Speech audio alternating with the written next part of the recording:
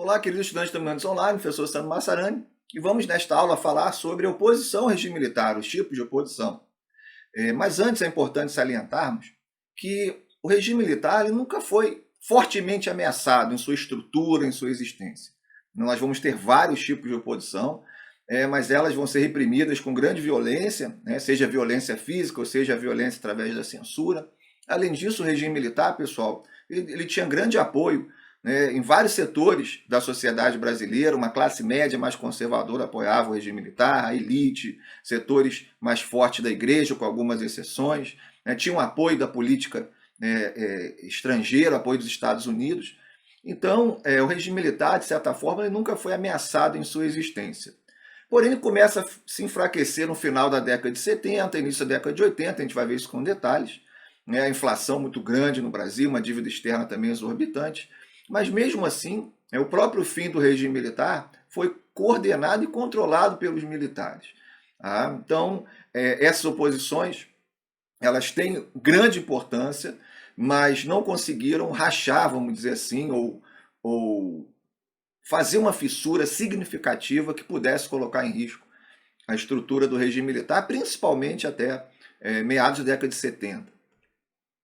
Bem, temos aqui uma foto da guerrilha do Araguaia, tá? No Tocantins, uma guerrilha rural. Vamos começar falando da Frente Ampla.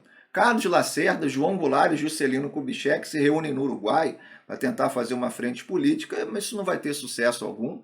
Tá? É surpreendente até o Lacerda estar com seus inimigos políticos aí, só que o Lacerda não aceitou, né, ser caçado pelo regime militar, também foi perseguido, e o Lacerda apoiava uma intervenção militar desde a época do Vargas.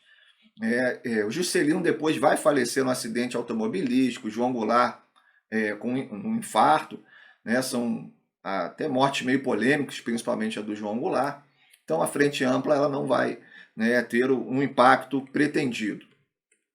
Temos as guerrilhas rurais, essas tiveram até bastante atenção, mas também ficaram muito isoladas, né, destacando aí membros do PCdoB, que vão, por exemplo, participar da guerrilha no Vale do Ribeira, com a liderança do Carlos Lamarca, e a guerrilha do Araguaia, em Tocantins, essa mais famosa.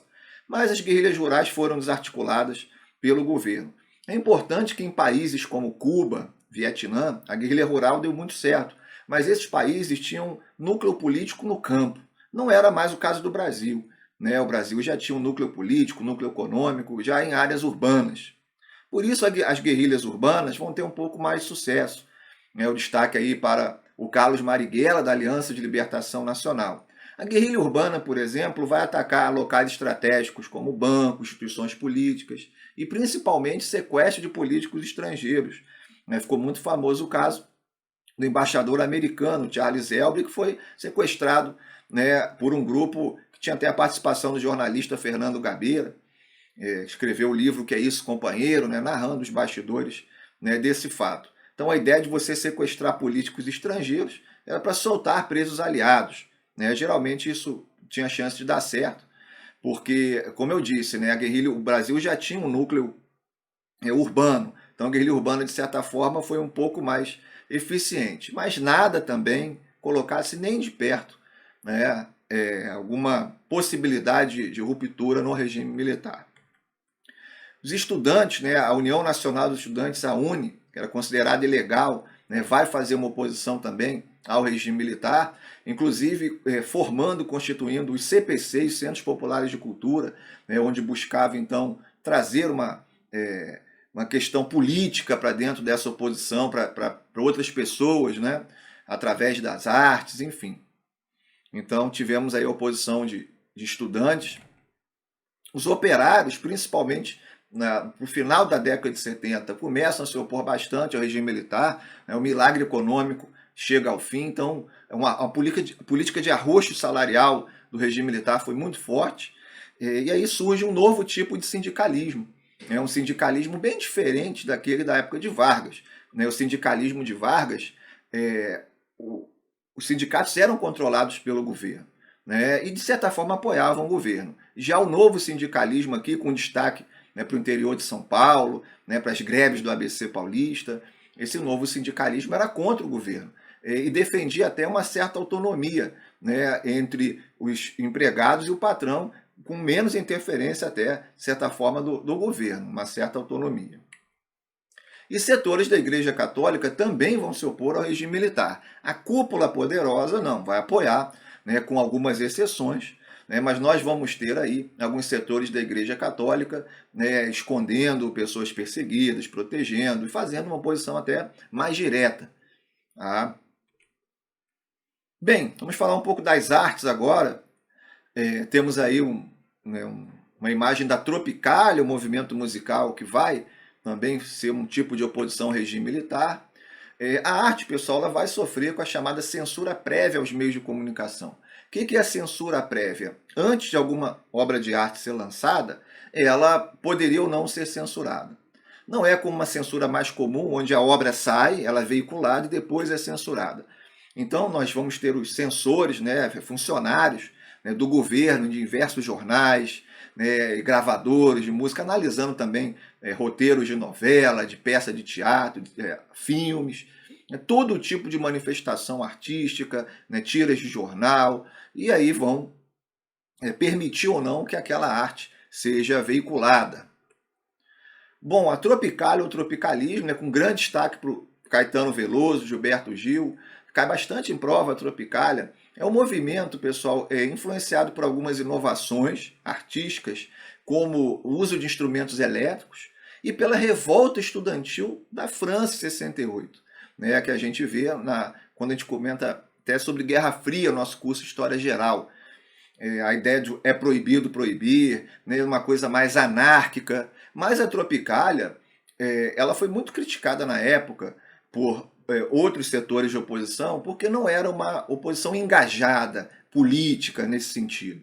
Né? O movimento da Tropicália era algo mais realmente anárquico, né, de trazer algumas inovações na música, alguma espécie, vamos dizer assim, de rebeldia, mas nada muito coordenado. Foi criticada por isso, porque quem desejava, na verdade, uma oposição mais sistemática. Né? Temos o Cinema Novo. Né? O Cinema Novo vem desde o final do governo do Juscelino Kubitschek, mas no início do regime militar está muito forte. Um destaque aí para o Glauber Rocha, o famoso diretor, que é um cinema muito realista, um cinema muito cru, vamos dizer assim, que mostrava aí realidades, pobreza, miséria. Então, e cinema vai ser bem censurado, é difícil, né? O filme leva, às vezes, anos para você fazer um filme, né? Requer grande mobilização de pessoas, e aí ser censurado é um golpe muito forte.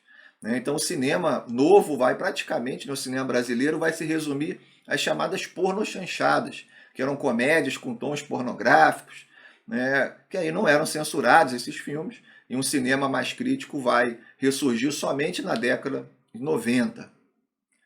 Na década de 80 temos bons filmes também, né? Mas o movimento mais sólido, né, de um cinema crítico a partir da década de 90.